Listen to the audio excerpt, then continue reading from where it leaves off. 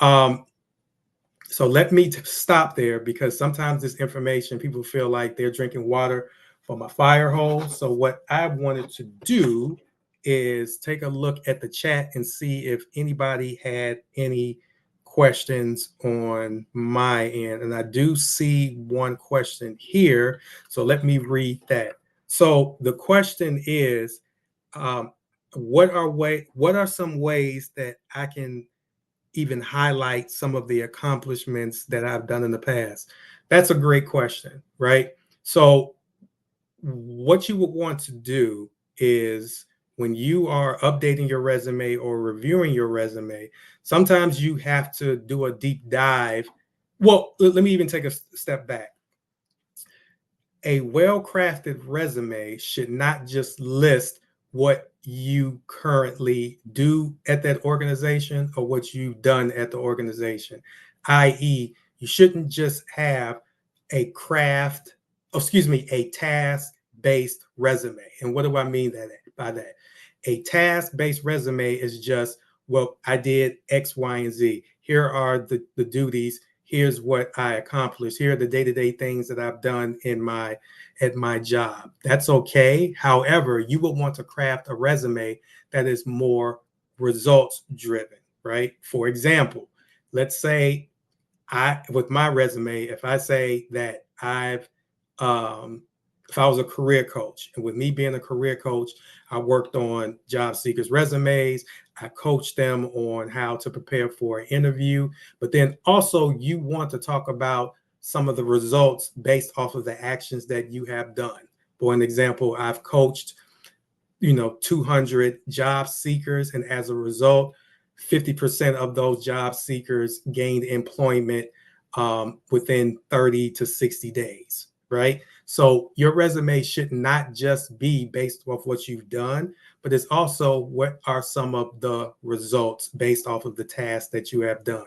So if your resume is more results driven, you can take the bullet points that you have listed on your resume. Once again, they need to be more results driven than task driven, and then you can start to curate your answers based off of the results that you have done or what you have accomplished based off of the job duties within that organization. So you must have a results driven resume as opposed to a task driven resume. Once again, you as the job seeker, you know what you've accomplished, you know what you've done, but maybe you have to, one exercise that you can do once you have your results driven resume in front of you, have your resume on the left side, and then have a sheet of paper on the right side, or however you will want it, right? It's dependent on your work area.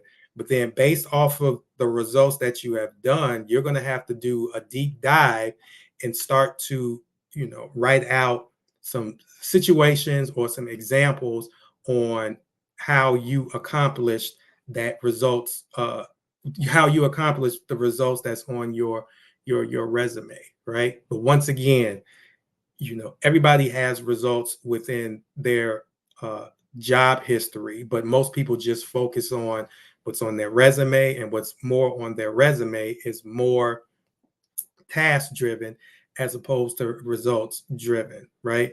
But once you do all of that and you have a great introduction, you talk about 2 to 3 highlights from a full career track, and then you connect your previous highlights on how you can employ that with this new organization. That sets a great tone, and it creates a great professional picture of yourself within the first 5 to 10 minutes of the interview. Because once again, this tell me about yourself question sets the overall tone of the rest of the interview. So you want to put your best foot forward, and so they have the best understanding of who you are as a professional, your overall highlights of what you've accomplished in previous organizations, and how you can take what you've previously accomplished and interject that in this new position. You interject all of that, that will be a great answer for you to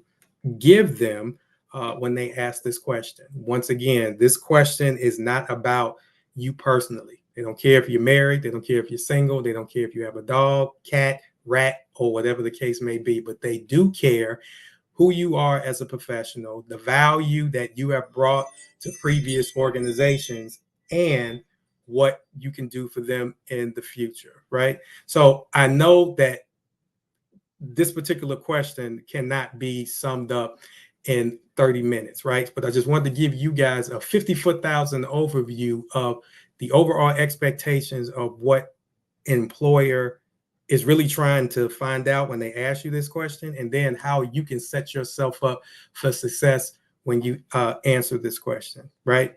So thank you guys for the time, so you have a better understanding of how you can master the question, tell me about yourself.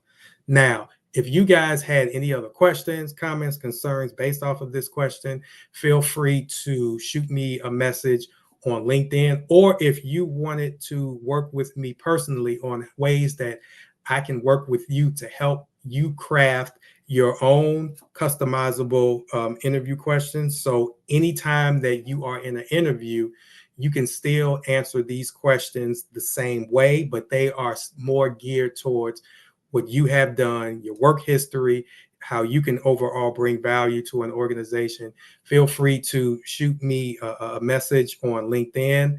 I'll shoot you over a form so we can actually get started, right? But last but not least, for people out there that are just getting started and they actually wanted to go through the process of crafting interview questions, I have a product called Shattering the Interview Silence. Long story short, this is a workbook that goes through 50 interview questions, and it gives you the step-by-step process on how you can craft these interview questions specifically for you to help put you on a pedestal when it comes to interviewing.